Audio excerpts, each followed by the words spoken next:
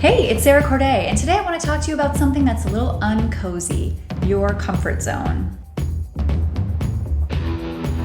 Okay, so if you're like me, you might have heard dozens of different quotes about getting out of your comfort zone. One of my personal favorites is by fashion designer Anine Bing, who is super fabulous, by the way. She said, "Growth doesn't come to those who get comfortable." Now, if we break these words down and examine them, it becomes clear that Anine is contrasting comfort with growth. In essence, she's highlighting that the two are opposites and in effect saying if you're too comfortable in life, you're not growing. Now, what do you think about that? When I think about comfort, I always think about my sister because she really knows how to make a room warm and cozy and relaxing. She's got the perfect pillows and tea mugs and indie alternative soundtrack, and it's just so delightful to fall into a cloud of comfort whenever I'm at her house. I think about her penchant for physical comfort in a figurative sense as being illustrative of how many people choose to live their life. Now, here I'm not talking about pillows and Himalayan salt lamps. I'm talking about the decisions and choices we make. All too often, instead of stepping outside of our comfort zone, we make moves in our life that are in effect create this imaginary fortress around us. Does this sound like you? If so, please know that there's nothing wrong with wanting to live a comfortable life. The problem arises when we pursue comfort as the primary objective in our lives. For example, maybe you have a burning desire to be a business owner, but in order to do that, you'd have to sacrifice a measure of security or comfort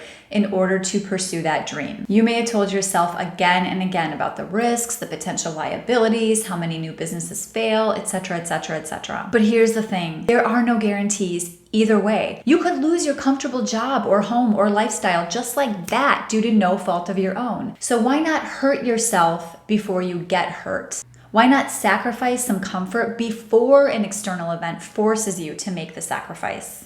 This is why I've developed a phrase that brace yourself is a little intense. Comfort kills. Now, I can hear my sister recoiling somewhere in the distance, but keep in mind, again, I'm not talking about physical comfort because I love a lavender bubble bath just as much as anyone else. When I say comfort kills, I'm talking about how the desire to remain comfortable can actually kill your dreams. A great analogy for this concept is exercise. When you go to the gym to lift weights or strength train, you're actually making little tears in your muscle fibers. Now, over time, we know that this is what allows you to build muscle and get stronger. Working out is not comfortable. Sometimes it hurts, and sometimes you feel like you've killed yourself at the gym. But what is the end result? If you keep up this very uncozy pattern of lifting and tearing and sweating, you'll eventually get a lean and sleek bod that looks and feels amazing. You can't get a fabulous bod without sacrificing comfort, and you can't get a fabulous life without taking risks that are uncomfortable. Now, I can speak firsthand about giving up comfort in pursuit of something greater because a few years ago, I moved to a tiny village in South America that was pretty much cut off from the rest of the world. I lived in a wooden house that had no air conditioning, it had running water sporadically every other day, and a family of bats that lived in the ceiling. But guess what? Living this way for 3 years taught me so much about what really matters in life and taught me more about my strengths and weaknesses than I ever could have learned otherwise. It also taught me semi-useful skills like how to open a coconut with a machete and how to ride a bike in a rainstorm while holding an umbrella with one hand.